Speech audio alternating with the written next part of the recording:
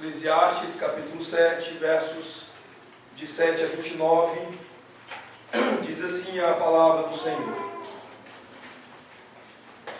Verdadeiramente, a opressão faz endoidecer até o sábio, e o suborno corrompe o coração.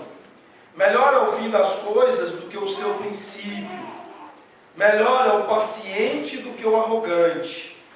Não te apresses em irar-te, porque a ira se abriga no íntimo dos insensatos. Jamais digas, porque foram os dias passados melhores do que estes, pois não é sábio perguntar assim. Boa é a sabedoria, havendo herança, e de proveito para os que veem o sol. A sabedoria protege como protege o dinheiro, mas o proveito da sabedoria é que ela dá vida ao seu possuidor. Atenta para as obras de Deus, pois quem poderá endireitar o que ele torceu? No dia da prosperidade, goza do bem, mas no dia da adversidade, considerem que Deus fez tanto este como aquele, para que o homem nada descubra do que há de vir depois dele. Tudo isto vi nos dias da minha vaidade.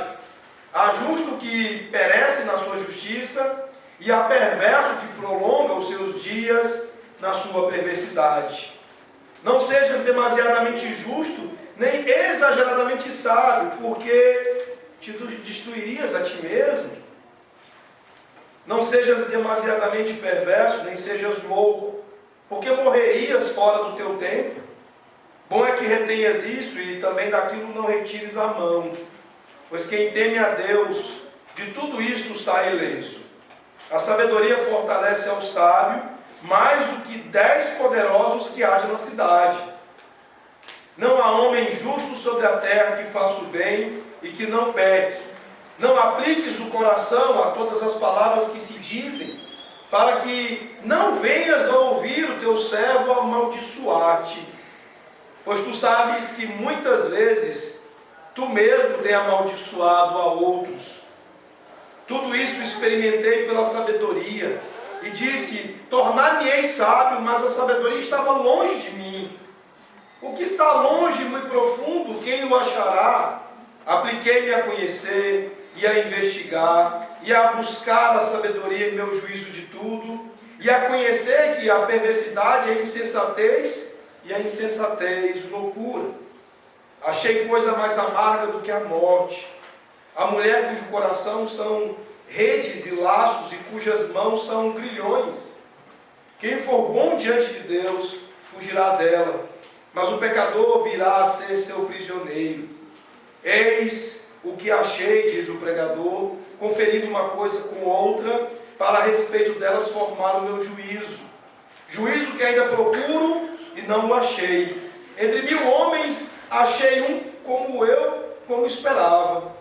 Mas entre tantas mulheres não achei nem sequer uma. Eis o que tão somente achei, que Deus fez um homem reto, mas ele se meteu em muitas astúcias. Vamos orar. Senhor nosso Deus e nosso Pai, nós estamos diante da Tua palavra, Senhor, que já tendo sido lida, é certo, ó Pai, que já nos instrui, já nos traz conhecimento do Senhor para a correção das nossas vidas, para, ó Deus, nos admoestar, para nos instruir a respeito da vontade do Senhor.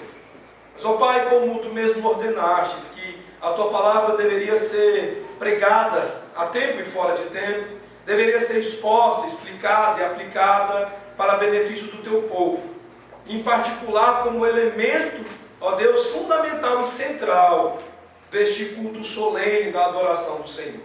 Momento em que nós desejamos ouvir a voz do Senhor. Momento em que nós desejamos, ó Pai, sair daqui, não como entramos, mas sair daqui, ó Pai, transformados, mudados em ouvir a Tua palavra, recebê-la em nossos corações e sair daqui para vivê-la. De maneira que assim, ó Deus, conscientes e desejosos, nós clamamos a Ti, ó Pai, que Tu nos dirijas quanto ao falar. De maneira, ó Pai, que seja dito apenas aquilo que corresponda à Tua palavra, como voz do Senhor para o Teu povo. Ó Deus, e do mesmo modo que o Teu Santo Espírito nos conduza em fazer cada um dos teus filhos aqui nesta noite, em ouvintes sinceros, prontos e dispostos para ouvir a tua palavra, guardar em seus corações e ver dele, ó Pai, jorrar em suas vidas, ó Pai, como fontes deliciosas da vontade do Senhor, que torna a vida de cada um mais parecida com a vida do nosso Redentor, o nosso Senhor Jesus. Ó Deus, nos abençoa, que nós te pedimos no nome de Jesus. Amém, Senhor. Os irmãos, pela manhã nós ouvimos a palavra do Senhor no início da argumentação de Salomão, agora no capítulo 7, que a morte para aqueles que estão sem Cristo é uma terrível inimiga. Mas ao mesmo tempo que a morte é uma inimiga dos ímpios, ela é para eles mesmos e para nós, os crentes que estamos em Jesus, ela é ao mesmo tempo um biógrafo e um evangelista. Ela nos expõe à nossa própria história, a responsabilidade que temos com a nossa própria vida e com todos aqueles que estão ao nosso redor, na vida e na responsabilidade que temos nela. E também como um evangelista que nos expõe o fato de que todos nós morreremos e de que todos nós estaremos diante de Deus. Resta saber se como ovelhas ou se como cabras, para dar conta diante de Deus desta mesma responsabilidade que temos na vida e diante dele. E agora Salomão ele vai continuar expondo, agora mais detidamente, falando daquilo que a morte e a consciência da mortalidade vai impor na mente e nas consciências daqueles que de fato entendem a vida responsável, a vida séria. A vida na sabedoria, sabedoria que nós podemos chamar de o fundamento para a vida significativa. E é sobre isso que nós gostaríamos de meditar nesta noite com os irmãos. Olhar para o capítulo 7 e no capítulo 7 ver aquilo que Salomão nos expõe a respeito da sabedoria como fundamento da vida significativa. Como nós falamos nos versos de 1 a 6, nós já expusemos pela manhã. E esses longos versículos que nós temos no restante do capítulo 7, dos versos de 7 a 29, vão completar a descrição das características, das coisas que envolvem a sabedoria e a verdadeira sabedoria bíblica. Mas antes preciso nós considerarmos a importância de nós entendermos esse tema, de nós entendermos aquilo de que Salomão nos fala aqui. Eu creio que todos vocês desejam uma vida significativa. Nós vimos que como nós iremos encarar a morte, e a morte será o nosso biógrafo, nós estaremos diante do fato de que a nossa vida precisa deixar um legado, uma história. É preciso viver uma vida significativa. É preciso, e todos nós desejamos ter uma vida que de fato faça sentido, que de fato apresente na sua história final ter valido a pena. Nós, se somos casados, nós desejamos envelhecer juntos dos nossos cônjuges. Ninguém, em sã consciência, vai se casar desejando construir uma história horrorosa ou sem significado. Nós, se temos filhos, nós desejamos que os nossos filhos, que os nossos netos também continuem esse legado e vivam vidas significativas. Nós desejamos que os nossos filhos e netos vivam para Jesus. Nós queremos fazer a diferença para Cristo. Nós queremos viver não apenas uma vida boa a respeito de prazer, dinheiro ou conhecimento. Nós queremos viver uma vida que de fato faça sentido. E esta vida, ela nos envolve em sabedoria. Sabedoria que no restante do livro, até o seu desfecho, Salomão irá resumir como temor ao Senhor e obediência a Ele. Mas que nós podemos definir como a capacidade de tomar decisões práticas de uma forma que estas decisões e as ações que delas decorrem estejam de acordo com a vontade de Deus. Isso é o resumo de sabedoria. Isso é a descrição de como o temor do Senhor e a obediência a Ele funcionam. Sabedoria é, portanto, a capacidade de tomar decisões práticas de uma forma que isso esteja de acordo com a vontade de Deus. É o que nós vamos encontrar em Provérbios capítulo 4, verso 7, que diz que o princípio da sabedoria é: adquire a sabedoria. Sim, com tudo que possuis, adquire o entendimento. E o que o próprio Salomão, agora escrevendo em Provérbios, tem em mente nisso? Entendimento e conhecimento determinarão escolhas e ações que estejam de acordo com a vontade de Deus. O que é essencialmente isso de que nós estamos falando? Sabedoria é saber viver bem, mas não é só isso.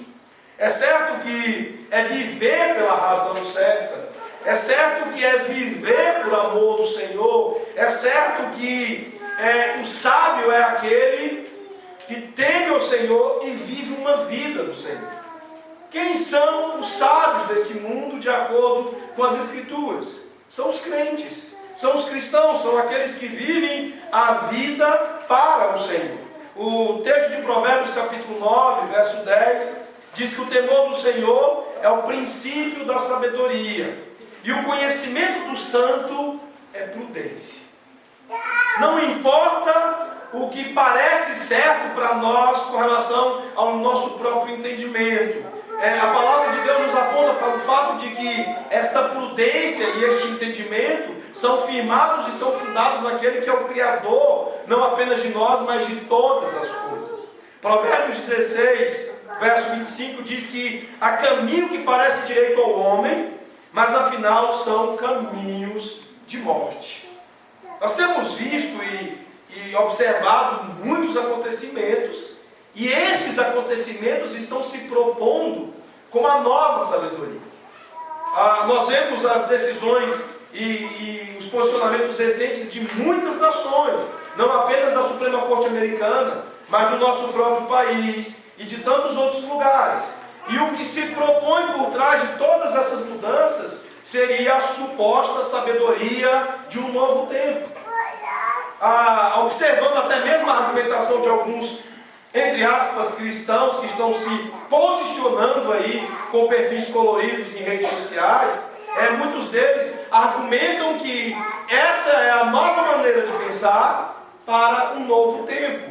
A frase mais repetida é: o mundo mudou, as coisas mudaram, não há mais espaço, entre aspas, para o preconceito. E por conta disso há na mentalidade de muita gente uma ideia de que isto que está se propondo seja uma expressão de sabedoria. Há muita gente que tem defendido a omissão, o silêncio, o não se sentir ofendido com as coisas que ofendem a Deus, como uma proposta de sabedoria. Mas isso recai em Provérbios 16, 25. Recai na ideia de que há propostas de pensamento e há caminhos e há ações que parecem direito ao homem, mas ao final são caminhos de morte. Por quê? Porque não há uma maneira de pensar ou uma sabedoria para cada época, mas há uma única maneira de pensar e uma sabedoria para todas as épocas, e esta maneira de pensar e esta sabedoria para todas as épocas estão firmadas na palavra de Deus, revelada a nós, que deve ser com base na qual nós estabelecemos o temor do Senhor através da obediência à palavra do Senhor. É evidente que o Novo Testamento contempla estas mesmas ideias que Salomão apresenta em Eclesiastes e que nós lemos e mencionamos aqui, ele apresenta em Provérbios. O Novo Testamento vai tornar mais clara esta ideia de sabedoria e de conhecimento firmadas no Antigo Testamento. Em Paulo, na sua escrita, nós vamos encontrar em 1 Coríntios 1, 24, a seguinte expressão: ele diz: mas para os que foram chamados, tanto judeus como gregos, pregamos a Cristo, poder de Deus e sabedoria de Deus. Portanto, a sabedoria de que a Escritura fala é o conhecimento e a vida que nós encontramos tão somente em Jesus Cristo. Há uma expressão que está sendo repetida nos últimos dias, que partiu da boca do presidente dos Estados Unidos da América, que se diz crente, que se diz cristão, que é o amor venceu. E já se rebateu com muita simplicidade e facilidade essa expressão, quando muitos afirmaram que o amor venceu há aproximadamente 2015 anos atrás.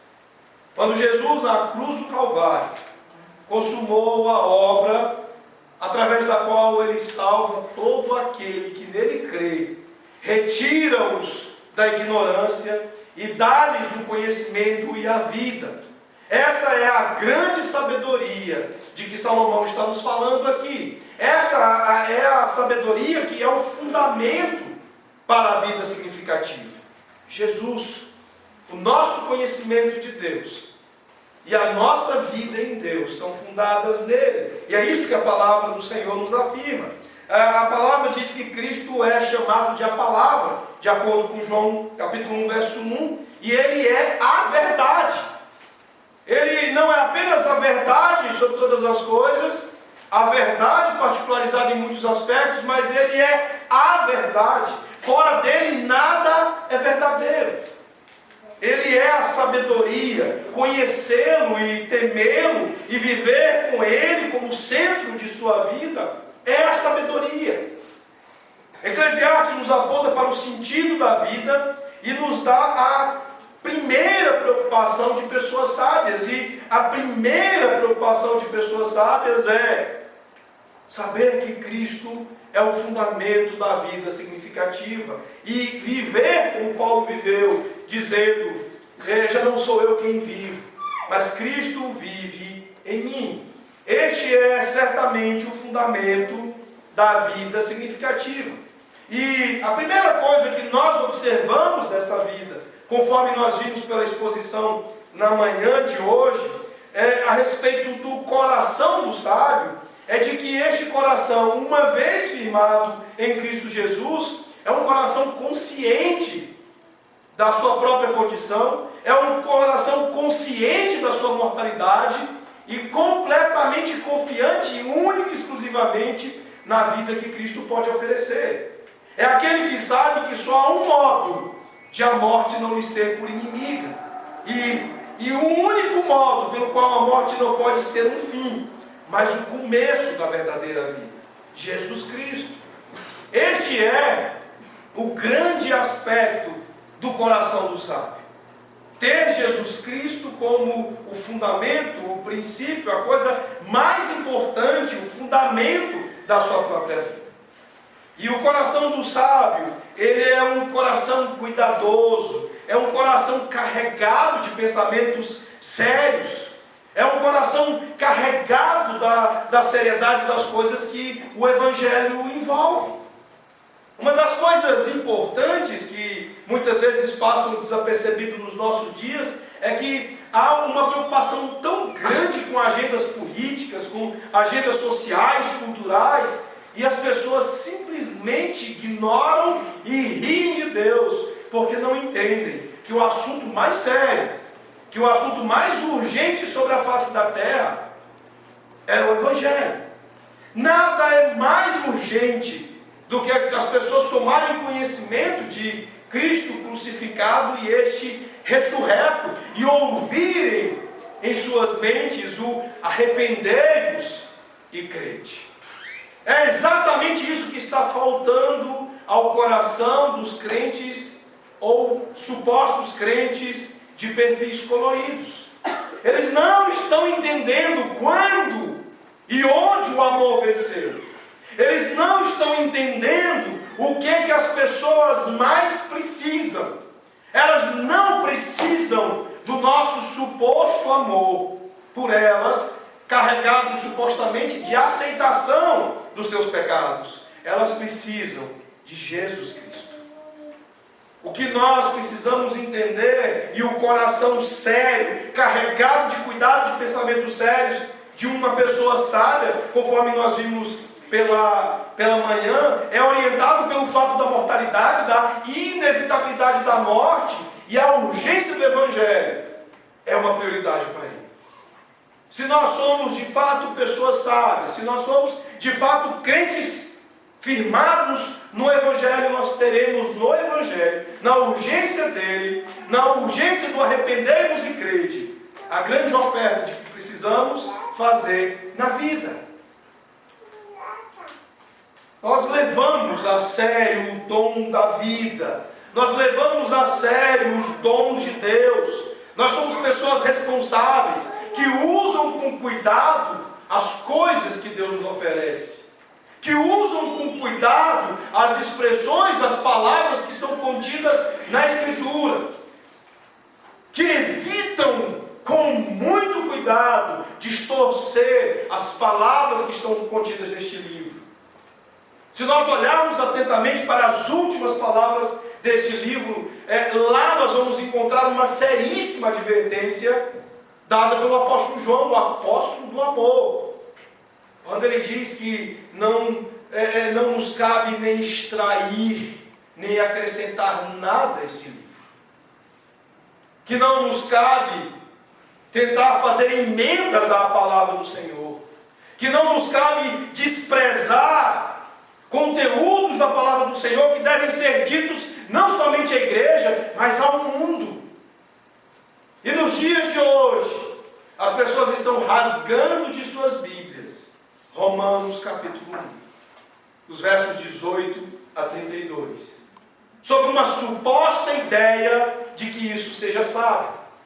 Não há e não reside nenhuma sabedoria naqueles cujos corações não há temor pela morte e, consequentemente, temor do justo juiz.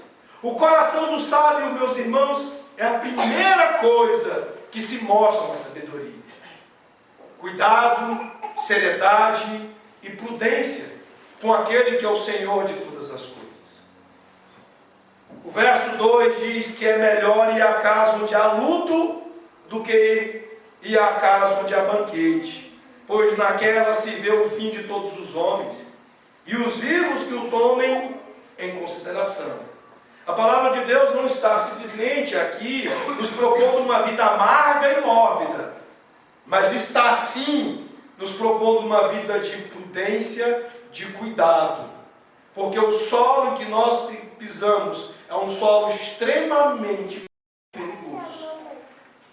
Um solo onde nós temos não apenas o avanço das coisas que Deus está fazendo novas e formosas ao seu tempo, mas um solo onde há contaminação, quebra, onde há estupidez, tolice, onde há oposição e apostasia contra Deus.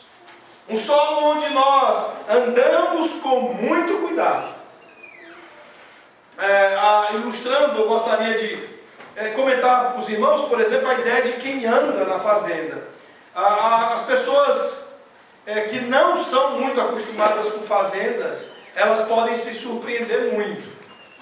Eu me lembro bem que quando meu pai assumia ou a gerência ou a empreiteira dele pegava algum tipo de contrato para fazer obras em fazendas do sul do Pará, quando eu ia ter com ele ou passar algum período de férias com ele, eu era meio empolgado. Eu chegava, achava tudo muito lindo, tudo muito bonito, né? E meu pai tinha que dar alguns freios, avisando coisas do tipo: ó, meu filho, você está vendo tanto que aquele pasto, aquilo é lindo e tudo mais, sabe aquele laranjal que você está doidinho, que você vive correndo por lá? Pois é, lá nós temos muita presença de cobras venenosas. Numa dessas ocasiões, pequenininho, brincando, correndo de um lado para o outro, menino de roça, eu não sei se vocês têm conhecimento disso, tinha mania de brincar de cavalo de pau.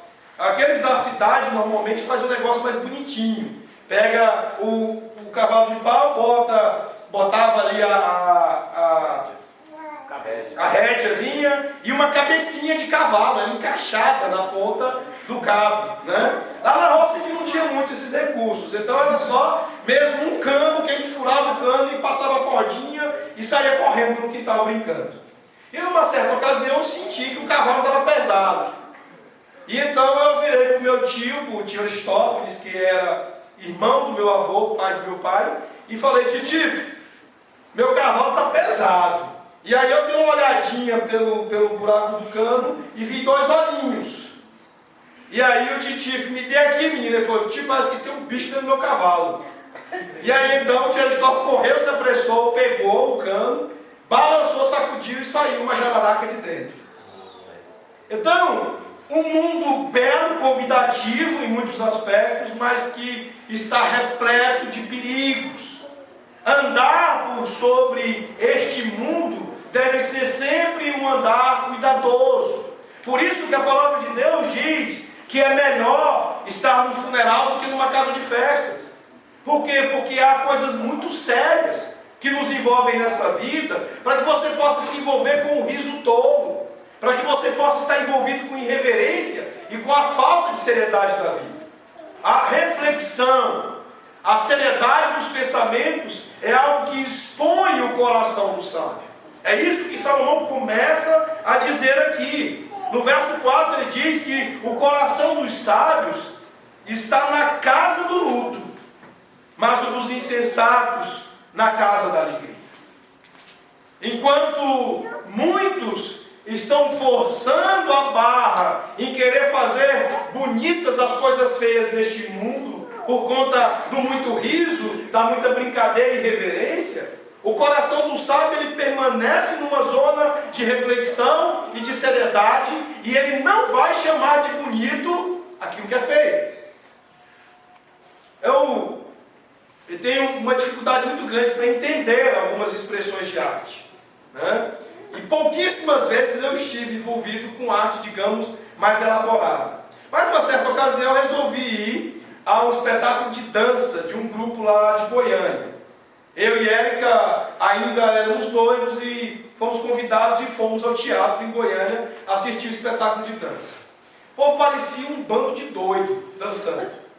A nossa felicidade, a gente previamente pesquisou também se não haveria, foi de que não houve sensualidade e nada imoral. Mas não tinha nenhum sentido lógico aparente aquilo que foi apresentado. Parecia realmente um bando de doido, né, fazendo movimentos absolutamente incompreensíveis. E aí todo mundo, ó, que lindo! E na porta, né, e eu me sentindo o sujeito mais jeca do mundo. Porque eu simplesmente não consegui ver beleza, mas apenas feiura e desajeito, né? Mas, de uma certa forma, é isso que Salomão está dizendo. A casa da alegria aqui, ou no sentido mais específico, a casa dos prazeres, do riso tolo e da insensatez, aquela que entorpece a sua mente das coisas como de fato são, ela faz com que feiura seja chamada de beleza. Eu já ouvi de histórias de exposição de pintura, em que a pintura tinha sido feita com esterco humano. A pessoa pegou lá um monte de esterco humano e borrou o quadro todo, e aquilo tudo foi para uma galeria de arte. Se nós percebermos as expressões em muitas coisas daquilo que se chama arte, nessa época, modernidade líquida que nós vivemos, é uma grande época em que coisas feias estão sendo chamadas de bonitas. Eu não consigo entender, por exemplo, a suposta beleza que existe no funk e em outras músicas horrorosas que nós temos por aí. A vida dos sábios é uma vida de seriedade em relação a tudo isso, porque é uma vida que não gira em torno da vida sob o sol. Eles vivem para a eternidade.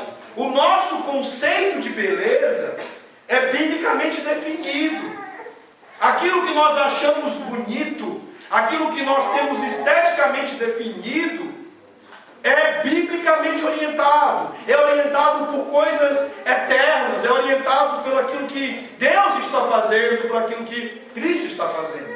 Portanto, meus irmãos, a primeira coisa importante que Salomão nos fala dos versos de 1 a 6, sobre a sabedoria que é o fundamento para a vida significativa, é de que o coração do sábio é firmado em Cristo Jesus.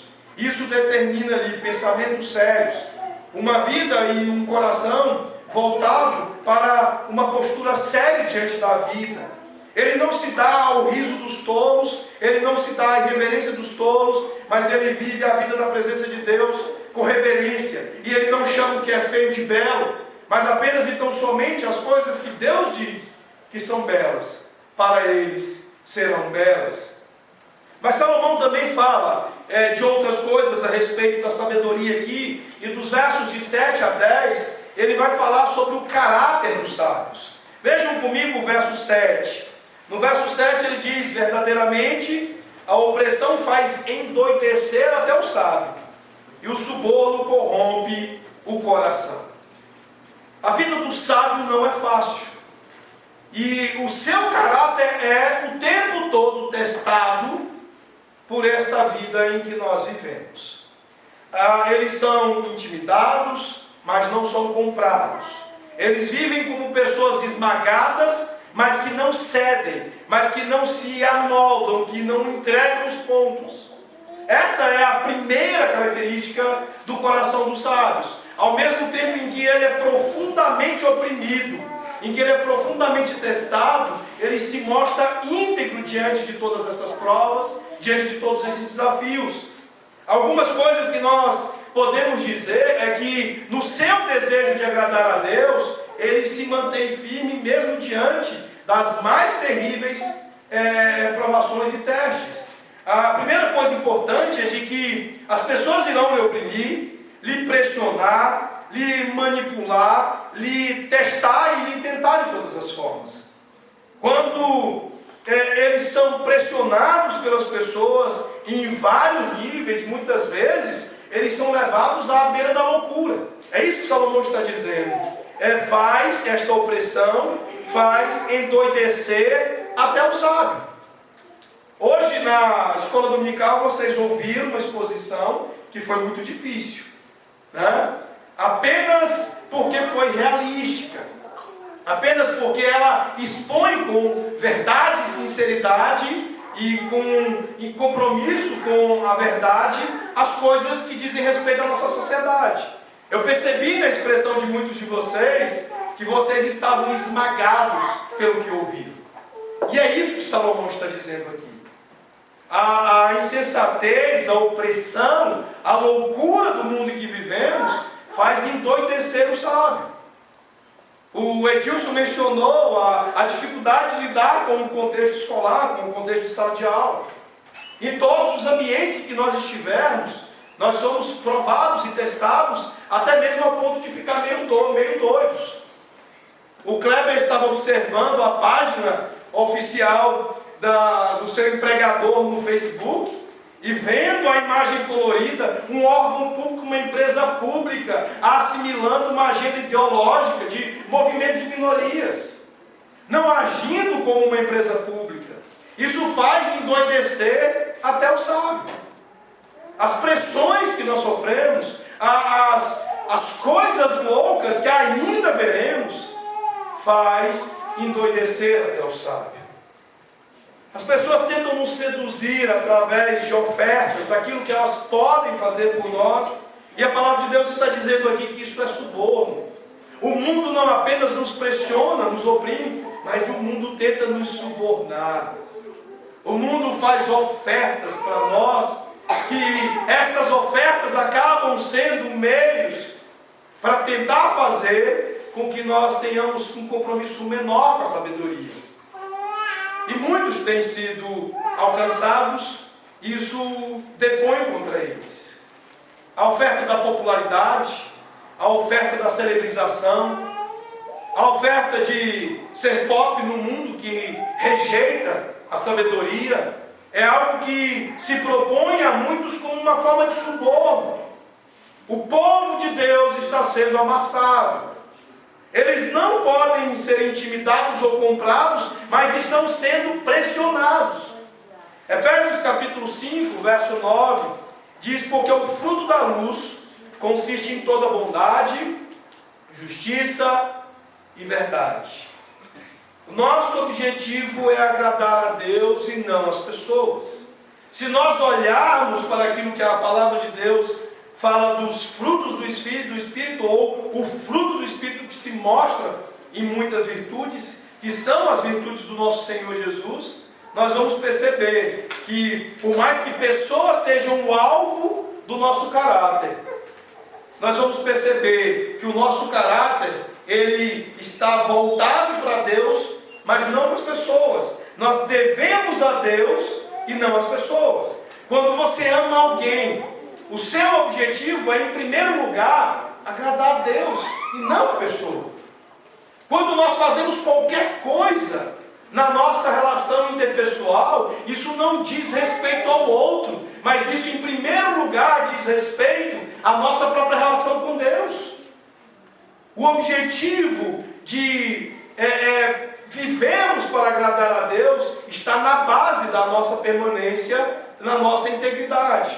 Seremos amassados, pressionados, mas não vamos entregar os pontos, se agirmos dessa forma. O caráter dos sábios é um caráter de integridade. Quando você os leva à luz, você vai perceber que são pessoas sinceras. Elas vivem para o Senhor Jesus. E há algumas coisas desse caráter que Salomão descreve aqui. Nos versos, a partir do verso 8, ele, por exemplo, diz que melhor é o fim das coisas do que o seu princípio. Melhor é o paciente do que o arrogante. Uma das primeiras coisas desse caráter íntegro do sábio é a paciência. Pessoas sábias são pessoas pacientes. Gálatas 5:22 diz que o fruto do Espírito é amor, alegria, paz, paciência.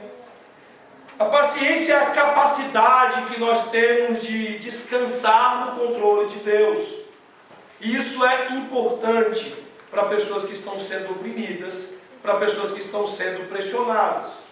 É muito importante entender que é preciso sofrer por muito tempo, esperando pelo controle de Deus, para revelar a nossa paciência, para revelar a nossa capacidade de confiar no governo do Senhor. O oposto disso, desta capacidade, é a ira pecaminosa. Nós perdemos a paciência e revelamos ira pecaminosa, por exemplo, quando nós somos controlados pela emoção. E Salomão fala disso aqui no verso 9. Ele diz: não te apresses em irar-te, porque a ira se abriga no íntimo dos insensatos. Portanto, é preciso entender que os tolos é que são míopes e excessivamente sensíveis. Eles são impacientes. Eles não são firmados em uma confiança no controle de Deus. E por isso, reagem, são extremamente reativos, sensíveis a toda provocação e a toda opressão. Já os sábios, eles são resistentes. Você pode esmagar, pressionar, pisar, mas ele vai saber esperar pelo controle do Senhor. E ele saberá suportar o sofrimento por muito tempo. É disso que Salomão está falando aqui. Você, meu irmão e minha irmã, você tem reagido às pessoas e ficado com raiva? Você tem reagido com ira diante destas situações tão sérias que fazem endoidecer até o sábio? O fruto de pessoas perdidas é ficar com raiva quando elas não conseguem o que querem. Mas isso não é uma característica do sábio. Se você quer viver uma vida de sabedoria, que é o fundamento para a vida significativa, você precisa enfrentar a ira. E você precisa desenvolver no Espírito Santo, pela palavra de Deus, a paciência como uma virtude e como uma evidência da integridade do teu caráter como um sábio, como um crente no Senhor Jesus. Nós não podemos ser controlados pelas nossas emoções. Nós precisamos tê-las sob controle. A palavra de Deus diz que esta pressão faz endoidecer até o sábio. Mas ele não é reativo.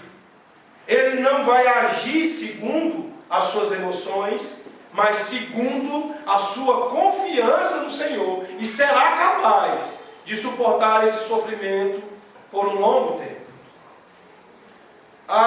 O verso 10 também diz que esta paciência não apenas mostra uma pessoa controlada em relação às emoções, mas também em relação às circunstâncias. Ele diz: jamais digas, porque foram os dias passados melhores do que estes? Pois não é sábio perguntar assim. Você fica deprimido quando você vê essas oscilações que nós estamos vivendo hoje?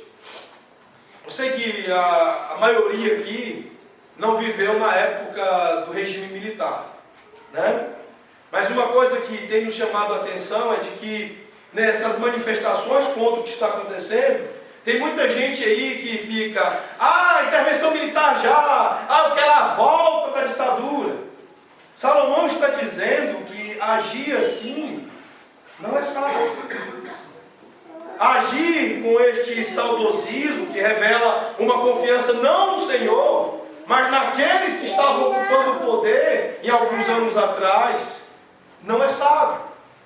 Não é sábio você reagir às circunstâncias demonstrando ira, deixando de confiar no Senhor, mas confiando naquelas coisas que aparentemente estavam no controle das circunstâncias. Nós precisamos lembrar daquilo que nós falamos no começo desta série, sobre a síndrome da grama mais verde, de que não há circunstâncias que de fato sejam os governantes destas situações, mas entender que independente da circunstância, Deus é o Senhor de todas as coisas. E isso é o que deve orientar nossas reações, e isso é o que deve orientar a maneira como nós lidamos com as circunstâncias, e não outros modelos de circunstâncias. Versículo 8, que nós já falamos, ele diz um princípio muito importante para o povo de Deus. Ele diz que melhor é o fim das coisas do que o seu princípio. Melhor é o paciente do que o arrogante. Melhor é como Deus vai concluir todas as coisas do que todas as propostas intermediárias. O povo de Deus é um povo que tem uma visão de longo prazo. A nossa visão não é achar soluções circunstanciais. A nossa visão é lançada sobre a maneira como Deus pretende concluir todas as coisas. É nisso que nós confiamos. Nós não confiamos em regime militar. Nós não confiamos em propostas políticas ou em políticos diferentes do que aí estão. Nós confiamos em Deus, na maneira como Deus está controlando e governando todas as coisas, e olhamos para o fim de todas as coisas, ao invés de olhar para essas circunstâncias e suas propostas. Segunda de Pedro, capítulo 1, versos de 5 a 11, diz o seguinte: por isso mesmo, vós, reunindo toda a vossa diligência, associai com a vossa fé a virtude, com a virtude, o conhecimento, com o conhecimento, o domínio próprio, com o domínio próprio, a perseverança, com a perseverança, a piedade, com a piedade, a fraternidade, com a fraternidade, o amor. Porque estas coisas, existindo em vós e em vós aumentando, fazem com que não sejais nem nativos, nem infrutuosos no pleno conhecimento de nosso Senhor Jesus Cristo. É disso que precisamos.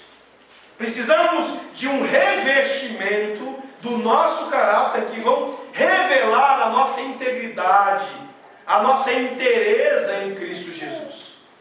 Que se revela não apenas na plena confiança nele, mas nos frutos que decorrem desta confiança. E Pedro continua dizendo que, pois aquele a quem estas coisas não estão presentes, é cego, vendo só o que está perto, esquecido da purificação dos seus pecados de outrora. Por isso, irmãos, procurai com diligência cada vez maior confirmar a vossa vocação e eleição, porquanto, procedendo assim, não tropeçareis em tempo algum. Pois desta maneira é que vos será amplamente suprida a entrada no reino eterno de nosso Senhor e nosso Salvador. Meus irmãos, o que nós vemos aqui Pedro dizer é que esta integridade, este caráter que revela os frutos do Espírito que Salomão está falando, são importantíssimos como testemunho da nossa eleição, da nossa própria salvação. O que está em jogo não é apenas o que nós queremos. E por isso o crente não pode viver segundo as suas emoções e segundo as circunstâncias, porque a nossa agenda é de longo prazo. E se dissemos antes que o nosso coração é sábio, que o nosso coração está e vive para o Senhor Jesus Cristo, então nós precisamos fazer dele a agenda das nossas reações. A maneira como eu reajo a essa pressão, a esse esmagamento e opressão do mundo, é fundada em Cristo, não nas minhas emoções e no meu olhar para as coisas de perto. Eu olho lá na frente. É por isso que Paulo diz, prossigo, eu caminho, eu vou adiante, olhando firmemente para o autor e consumador da nossa fé. Não devemos andar por vistas, nem em relação às nossas emoções de maneira reativa e nem reagindo às circunstâncias, mas reagindo como quem olha para Jesus e tem um olhar firme e certo para as coisas a longo prazo. A motivação para continuar em santidade, a abnegação e separados do mundo e do mundanismo é a nossa entrada no reino eterno de nosso Senhor Jesus Cristo, Ele, o nosso Salvador. Nós podemos sofrer por muito tempo, nós podemos estar pressionados, mas isso vale a pena. A palavra de Deus está dizendo que vale a pena. O sofrimento vale a pena, porque nós não dizemos que Cristo é o nosso maior tesouro. E tendo Cristo como seu maior tesouro, Paulo disse que é um privilégio partilharmos dos sofrimentos dele. Nós ansiamos por ver Jesus, não importa como nós começamos, não importa como está sendo difícil viver agora, para nós o que importa é que nós sabemos o final dessa história. Nós sabemos como ela termina. E isso nos dá uma imensa vantagem, uma gloriosa vantagem sobre todos os tolos e insensatos, sobre toda a loucura desse mundo que nos oprime e que nos esmaga. Nós sabemos que o final dessa história não será estabelecido pela Suprema Corte Americana. Nós sabemos que o final dessa história não será estabelecido por esses movimentos todos. Nós sabemos que Deus é quem ri por último.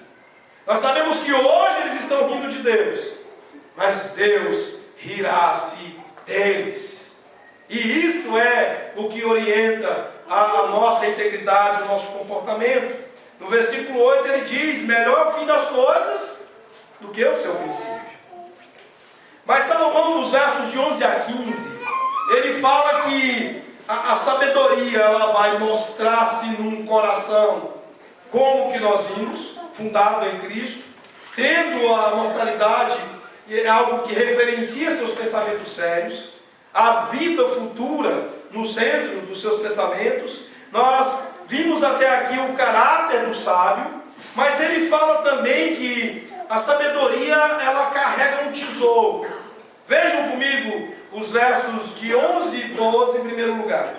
Ele diz que boa é a sabedoria, havendo herança, e de proveito para os que veem o sol. A sabedoria protege como protege o dinheiro, mas o proveito da sabedoria é que ela dá vida ao seu possuidor. A sabedoria é um grande tesouro. E a Bíblia está dizendo que mais do que o dinheiro, o sábio, ele entende a importância do dinheiro como uma forma de pagamento. Não como algo que o satisfaz, não como um ídolo, não como algo que ocupa um lugar de uma importância além daquela que tem. O sábio, ele valoriza mais a vida eterna. E nisso se mostra o maior valor da sabedoria sobre o dinheiro e sobre as riquezas. As riquezas, elas têm a sua vantagem, mas a sabedoria é de muito maior vantagem. As riquezas podem nos proteger de uma maneira muito superficial. Elas podem nos proporcionar um plano de saúde bom, podem fazer com que venhamos a comprar uma casa em um local seguro, tenhamos um bom sistema de segurança, que tenhamos um carro blindado, um carro confortável, um carro grande, seguro para andar nas ruas e nas ruas perigosas. Mas a palavra de Deus, em Marcos capítulo 8, verso 36, diz: pois que aproveita o homem ganhar o mundo inteiro e perder a sua vida. Isso o dinheiro não faz. A riqueza não pode comprar a salvação das nossas almas. E por isso que a sabedoria se coloca acima de riqueza. Ela é um tesouro muito mais precioso. Salomão está dizendo que a sabedoria é que dá vida ao seu possuidor. Dinheiro não dá vida para ninguém. A sabedoria é melhor, porque ela nos dá uma proteção espiritual eterna, coisa que o dinheiro não será capaz de dar. Jó capítulo 19, versos 25 a 27, ele diz assim: porque eu sei que o meu Redentor vive, e por fim se levantará sobre a terra. Depois, revestido este meu corpo da minha pele, em minha carne verei a Deus. Vê-lo-ei por mim mesmo. Os meus olhos o verão, e os meus olhos o contemplarão. Isso o dinheiro não pode comprar. Por isso que a sabedoria é um grande tesouro. Ela vale mais do que riqueza, do que bens, do que dinheiro. Salomão também diz que as pessoas sábias, elas valorizam a vontade de Deus mais do que paz e prosperidade. A verdade de Deus, a vontade de Deus são mais importantes para os crentes do que uma falsa paz e do que prosperidade. Vejam comigo o verso 13.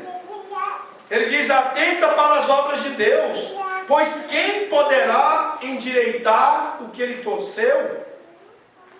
Ele está dizendo, ao dizer para atentarmos para a obra de Deus, que para o sábio o que é importante é seguir não o seu caminho, mas o caminho de Deus. Ele simplesmente está dizendo que o homem sábio ele está atento aos planos de Deus e não aos seus próprios. Aqui por torto ou por torcido, Salomão não está falando daquilo que é moralmente torto. Porque Deus nunca poderia ser o autor do mal. Deus não é o autor do pecado. Ele está falando das dificuldades, destas mesmas opressões, destas mesmas situações difíceis por que nós passamos. Há momentos em que as coisas estão bem e bum, tudo parece de cabeça para baixo. Tudo parece completamente imerso em situações apenas de dificuldade e dificuldade. É o que, de uma maneira meio que intensa e sucessiva, nós estamos experimentando no nosso país. Tudo está mudando muito rapidamente.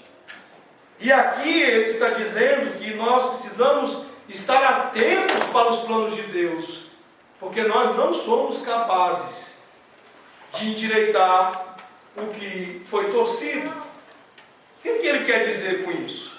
Em primeiro lugar, qual deve ser a nossa resposta às dificuldades que fazem parte da vontade de Deus? O que nós devemos fazer? Veja comigo o verso 14. Ele diz que no dia da prosperidade, goza do bem. Mas no dia da adversidade, considere que Deus fez tanto este como aquele. Deus faz tanto os tempos prósperos como os tempos de dificuldade, para que o homem nada descubra do que há de vir depois dele. Meus irmãos, a razão por que Deus envia a adversidade é porque Ele vai fazer você se tornar dependente dEle. Uma grande característica da prosperidade é que nós nos acomodamos nela. Há uma coisa muito frequente na história da igreja, é de que as perseguições, as dificuldades, elas purificam a igreja. Situações complicadas como a que nós estamos vivendo mundo afora, elas tornam evidentes os compromissos da maioria das pessoas que se dizem crentes. É em horas difíceis como essas que nós percebemos quem de fato está comprometido com Deus e quem não está. Em tempos de tanta dificuldade como os do primeiro século, o pastor Carlos destacou a vida dos 3 primeiros séculos da igreja, é de que havia tanta perseguição e tanta dificuldade que eram poucos os que se atreviam a se infiltrar na igreja. Por quê? Porque a vida de ser crente não era fácil. Então esse negócio de brincar de fingir ser crente era uma grande bestagem. Hoje, até pouco tempo, nós estamos vivendo exatamente uma grande facilidade de ser crente. E o que é que nós fizemos disso? Nós alargamos a porta da igreja de maneira que era muito fácil as pessoas entrarem na igreja. Eu já falei aqui outras vezes, por exemplo, dos modos de igrejamento que nós passamos a adequar à igreja nos últimos anos. Faz-se um chá da SAF, a mulher vai em 10 reuniões da SAF de dinâmica, de chazinho, de reunião social, e aí se acostuma, e aí ele fala, não, eu quero fazer parte desse clube aqui. E aí, pastor, como é que eu faço para poder ser membro da igreja? Ah, você vai em 8 aulas da casa de catecúmenos, e a gente, no final dela a gente marca o dia, a gente batiza você, pronto, você é crente. Uma palavrinha tem sido raramente pronunciada nos nossos dias. Conversão.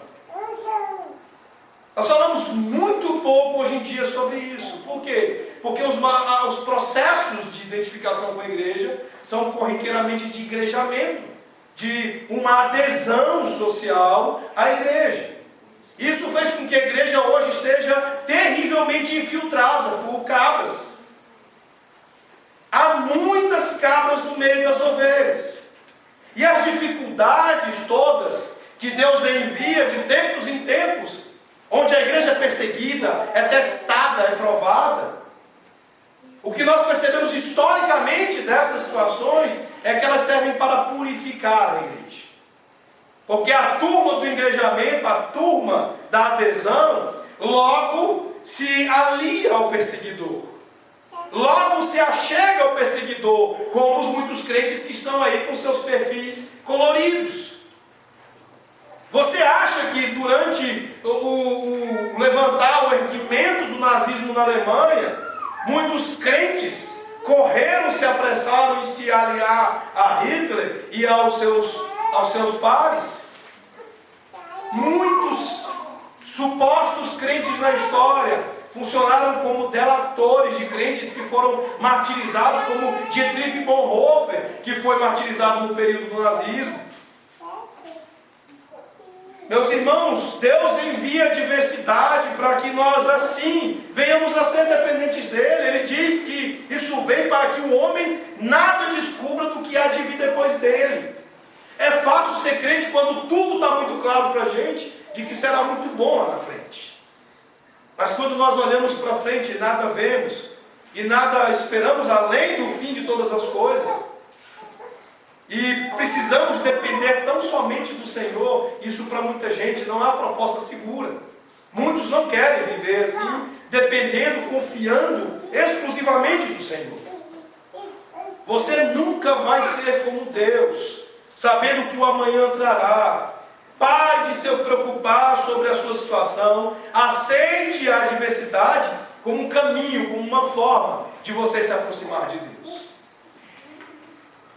Segundo lugar, aqui nós precisamos nos perguntar sobre a discriminação contra o povo de Deus. E Salomão nos dá uma boa dica, uma boa orientação no verso 15.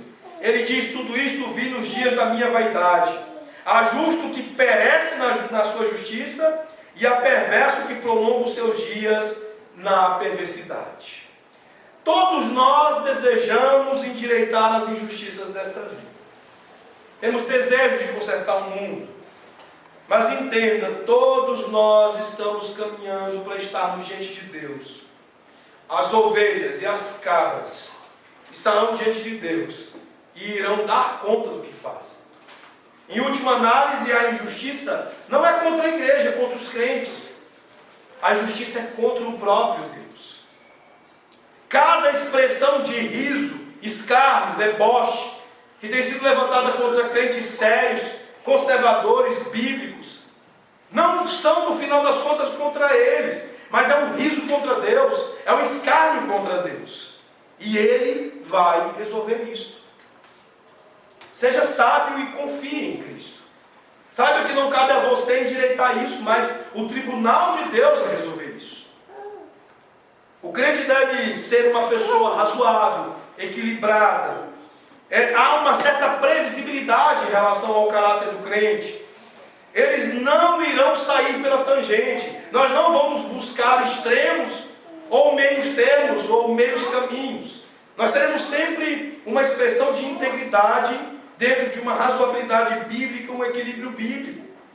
E é isso que Salomão passa a falar agora, dos versos de 16 a 18, quando ele diz que há também um saldo da sabedoria, dizendo o seguinte: não sejas demasiadamente justo, nem exageradamente sábio, porque tu te destruirias a ti mesmo. Não sejas demasiadamente perverso, nem sejas louco, porque morrerias fora do teu tempo. Bom é que retenhas isto, e também daquilo não retires a mão, pois quem teme a Deus, de tudo isto sai ileso. Salomão está aqui colocando uma coisa muito importante. O fato de que, diante dessas situações, nós podemos ceder a dois extremos terríveis. Nós podemos ceder ao legalismo, que faz uma exaltação da autojustiça, como nós podemos fazer um caminho, um percurso de licenciosidade, onde nós também fazemos uma exaltação da autojustiça. Verso 16, ele fala sobre pessoas que estão abraçando a confiança na autojustiça, quando ele diz que nós não devemos ser demasiadamente justos, nem exageradamente sábios, no sentido aqui não de que ele condena o que é moralmente justo, mas no que ele condena a confiança numa suposta justiça própria. Ele está nos dizendo para evitarmos ser excessivamente zelosos, no sentido e numa medida em que nós passamos a ser o juiz da consciência do outro, o juiz de todas as coisas, quando sabemos que só há um juiz. O indivíduo está preocupado com coisas externas, com regras, e com isso se apresenta como o juiz do mundo e das coisas. Ele está dizendo que não, esse é um caminho que destrói a você mesmo. Sabe por quê? Porque Deus está preocupado com o coração. E não apenas com preocupações externas, com regras externas, com coisas externas. Mas também é preciso tomar cuidado, porque há o extremo de sermos indiferentes à lei de Deus, e o próprio apóstolo Paulo enfrenta isso como um perigo sério. Ele diz: será que devemos continuar no pecado para que a graça seja mais abundante? E ele diz: se você fizer isso, você pode muito bem morrer antes de seu tempo. É a mesma linguagem que Salomão está usando aqui. Por que que você quer apressar o fim da sua vida aqui? Nós precisamos lembrar que de Deus não se zomba. A maioria das pessoas em momentos como esse estão mais preocupadas com a opinião dos outros do que com o que Deus pensa daquilo que Ele está fazendo. A grande pergunta é, não se você vai ser legal e bacana porque você coloriu o seu perfil, mas o que Deus pensa disso, o que Deus diz sobre isso. Deus claramente diz que aquele que chama a verdade de mentira e a mentira de verdade não tem parte com Ele. Nós não devemos ser nem legalistas e nem licenciosos. Mas então qual que é a resposta? A resposta é o verso 18. Ele diz: bom é que retenhas isto, e também daquilo não retires a mão, pois quem teme a Deus, de tudo isto sai ileso. Ou seja, viva na face de Deus e no temor do Senhor. Jamais deixe de viver na presença do Senhor, e você vai se livrar de ambos, de legalismo e de licenciosidade. Se você viver na presença de Deus, preocupado com o que Deus vê, você não vai colocar sua confiança em atitudes externas, em regras, em aparência, mas colocará-se de maneira sincera, com o coração sincero na presença de Deus. Isso também te livra da licenciosidade.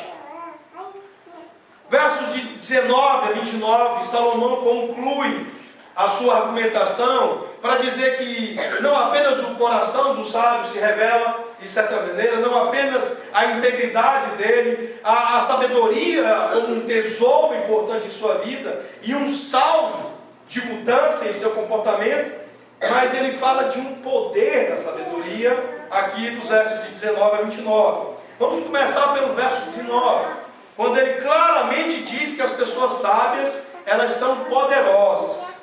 Veja o que ele diz, a sabedoria fortalece ao sábio mais do que 10 poderosos que haja na cidade. Qual que é o segredo desse poder todo? Em primeiro lugar, o fato de que os sábios não são servos de homens. Os versos 20 a 22, Salomão deixa claro que o poder da sabedoria se evidencia quanto ao fato de que os sábios não estão preocupados com opiniões humanas.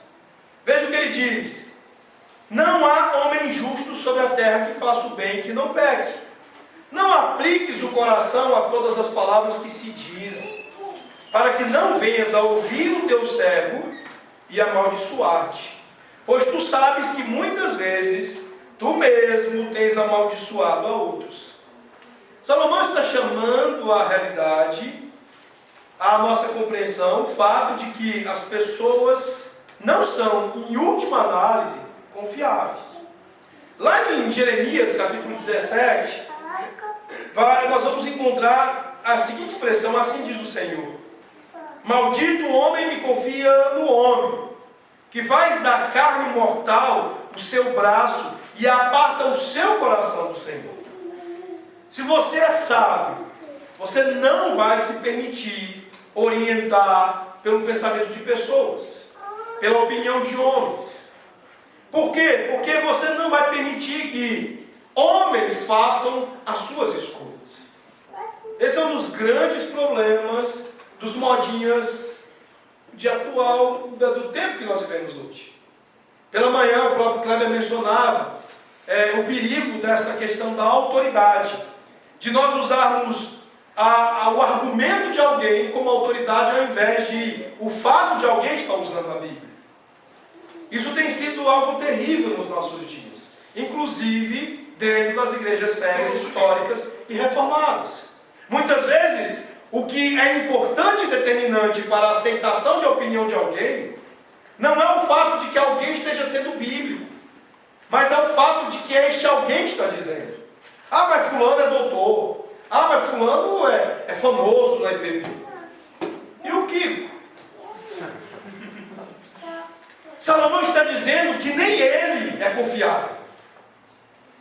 Opinião não é algo confiável para orientar a nossa vida, as nossas escolhas.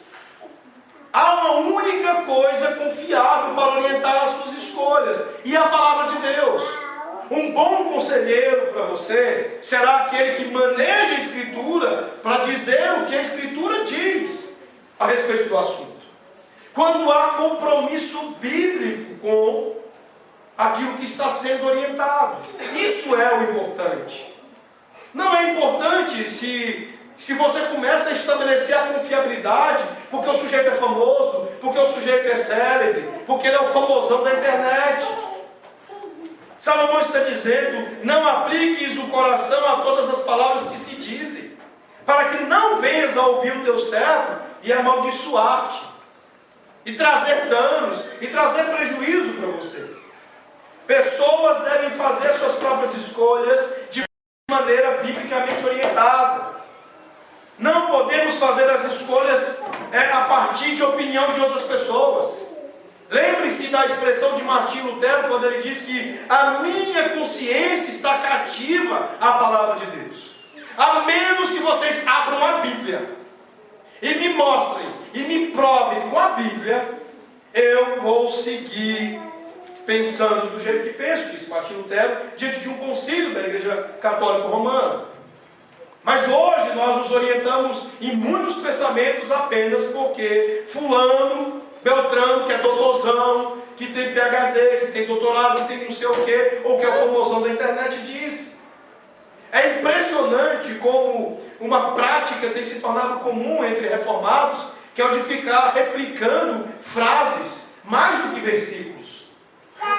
Como nós gostamos daquelas imagenzinhas prontas lá de Facebook. E aí toda hora, compartilhando e postando uma imagenzinha com frase.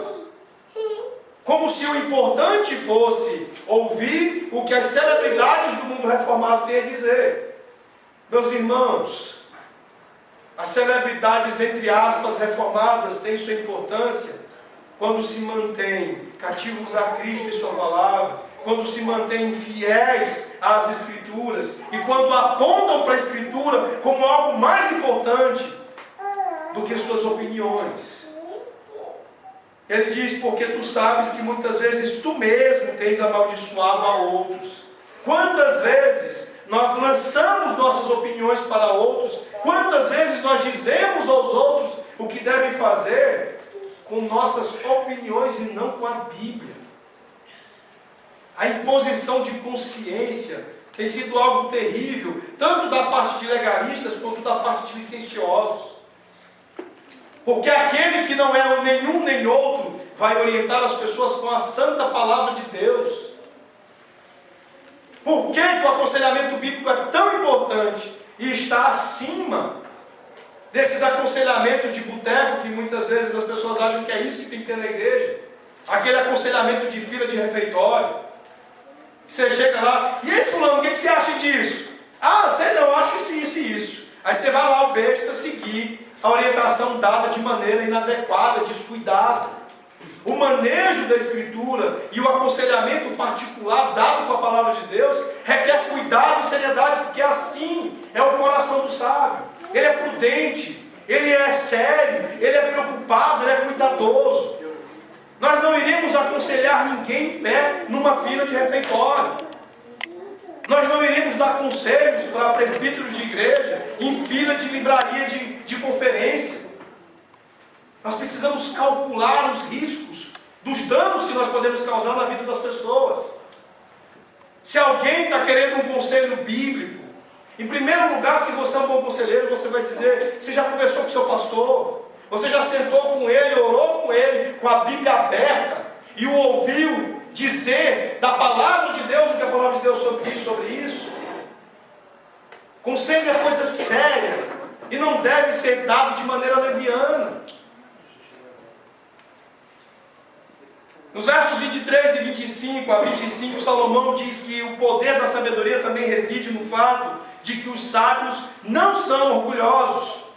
Ele diz, tudo isto experimentei pela sabedoria, e disse, tornar-me-ei sábio, mas a sabedoria estava longe de mim. O que está longe e muito profundo, quem o achará? Apliquei-me a conhecer, e a investigar, e a buscar a sabedoria e meu juízo de tudo, e a conhecer que a perversidade é insensatez, e a insensatez loucura. Há uma humildade real aqui nas palavras de Salomão, que evidenciam a sua sabedoria. Ele percebe que Deus é tão vasto, é tão grande, tão incrível, que ele acaba por dizer, ele, o homem mais sábio do mundo, tornei-me sábio, mas a sabedoria estava longe de mim. Meus irmãos, os sábios, eles não são orgulhosos. No verso 26, ele também diz que os sábios, eles não são controlados pela paixão e pela sensualidade. Veja o que ele diz, achei coisa mais amarga do que a morte, a mulher cujo coração são redes e laços e cujas mãos são grilhões. Quem for bom diante de Deus fugirá dela, mas o pecador virá a ser seu prisioneiro. Crentes, pessoas sábias, são pessoas que não se regulam, não são controlados, nem pela paixão, nem pela sensualidade, nem pela imoralidade. E nos versos de 27 a 29, ele também diz que o poder da sabedoria reside no fato de que o sábio entende que a resposta não é encontrada na filosofia humana. Ele diz, eis o que achei, diz o pregador, conferindo uma coisa com outra, para a respeito delas formar o meu juízo. Juízo que ainda procuro e não o achei. Entre 1000 homens achei um como esperava, mas entre tantas mulheres não achei nem sequer uma. Eis o que tão somente achei, que Deus fez um homem reto, mas ele se meteu em muitas astúcias. Na pastoral nós colocamos um breve comentário sobre isso, sobre o problema das nossas perspectivas, e é preciso entender que desde que o homem caiu, tendo Deus o feito bom e santo, desde que ele caiu, uma das coisas que são próprias ao homem caído, são esses artifícios da mente, as astúcias da mente. A filosofia é algo perigoso. Nós não podemos confiar na ideologia, na filosofia, nestas propostas de sistemas filosóficos humanamente elaborados, porque eles são falhos, eles são carregados de astúcias, eles são carregados de confianças que nem sempre são confianças em Deus. Onde é que Salomão obtém as suas respostas? Ele alude isso em quase todos os capítulos de Eclesiastes.